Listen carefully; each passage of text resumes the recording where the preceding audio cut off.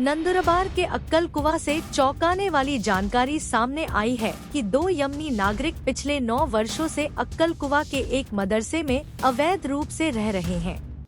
नमस्कार। मागील 2-3 दिवसापासून एक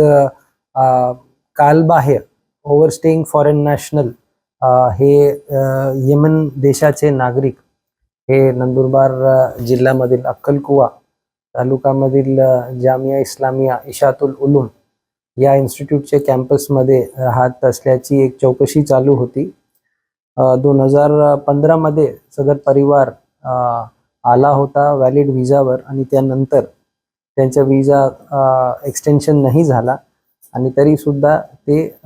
बेकायदेशीरपणे भारतात राहत होते। त्या अनुषंगाने त्यांची चौकशी करून त्याचबरोबर जामिया इस्लामिया इशातुल उलूम त्यांचे जे मॅनेजमेंट आहे त्यांचे जबाब घेऊन पूर्ण चौकशी झाल्यानंतर सदर येमनी नागरिक यांच्यावर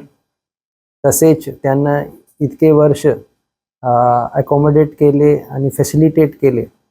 आणि त्यांना मदत केली या आधारावर जामिया इस्लामिया इशातुल उलूमचे जे चेअरमॅन आहे गुलाम वस्तानवी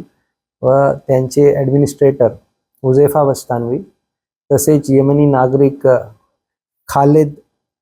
इब्राहिम साले अल कादमी व त्यांची पत्नी खादिगा इब्राहिम कासिम अल नजारी यांच्यावर काल उशिरा रात्री अक्कलकुवा पोलीस स्टेशन अंतर्गत